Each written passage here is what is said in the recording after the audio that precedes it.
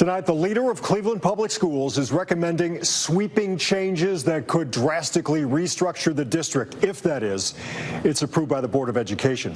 CEO Dr. Warren Morgan is proposing 16 fewer pre-K through 8th grade schools and 13 fewer high schools. He says the plan is aimed at keeping finances in check and improving academic opportunities and outcomes for every student.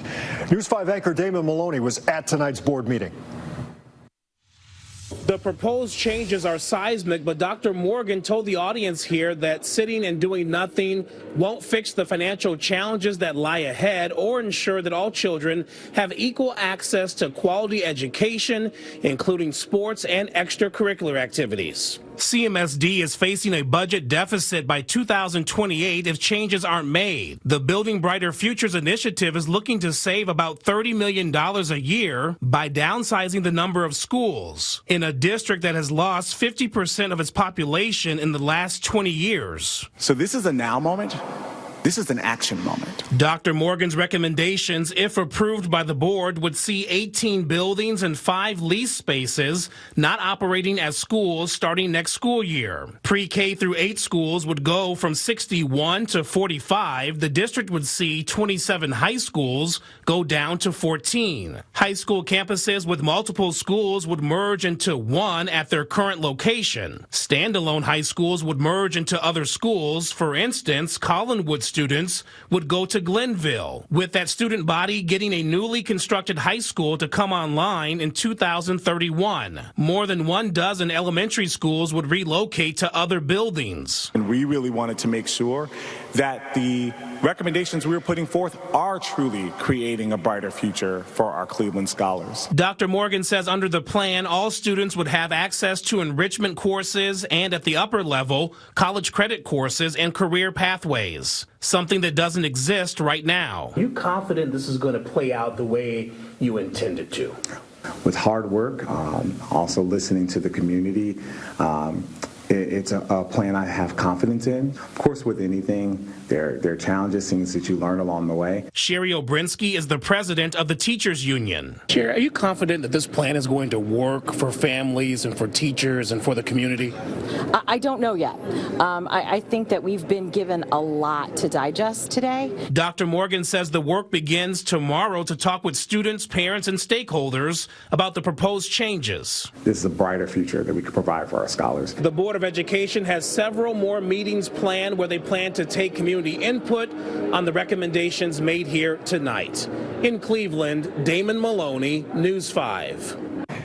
Now, tonight's meeting is leading to even more questions from the community. News 5's Kaylee Olivas was also there. She heard from some people trying to make all of this make sense. Yeah, Rob, it's a shell shock to this community as the Cleveland Metropolitan School District may go from operating 88 schools to 59. Now, the decision isn't final, and people are hoping there's still time to change it. This is outrageous what they're doing here to the east side of the city. A tough pill to swallow as Cleveland Metropolitan School District teachers and stakeholders packed this auditorium to learn the fate of the district. There are currently 61 K-8 schools. CMSD Superintendent Dr. Warren Morgan's plan would chop that to 45. As for high schools, 27 stand, but his plan cuts that down to 14. He says his goal is to give students more opportunities through sports and extracurriculars. How many times have I heard it? I'm the senior member of City Council. I've heard all their crap. And what do we get?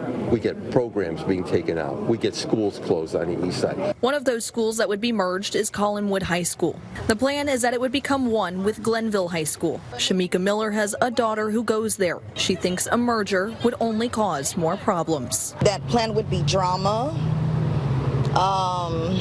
It would be hard on the teachers, the parents, and the student. That's a disadvantage to the community.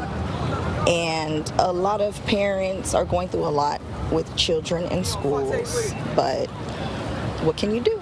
Charlissa Hamilton is a mom of 3.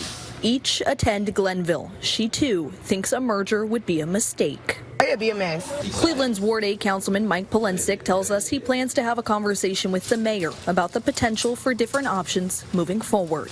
I'm hoping the NAACP, I'm hoping other groups take notice and get involved in this process. Again, this is absolute discrimination what they're doing to the east side of the city, and I'm not going to sit still for it. I'm done with these people. I'm done with them. They continue to disrespect our kids. There will be continued community engagement as well as planning prior to the board's vote come December 9th. We'll of course continue to follow through. For News 5 here in Cleveland, I'm Kaylee Olivas.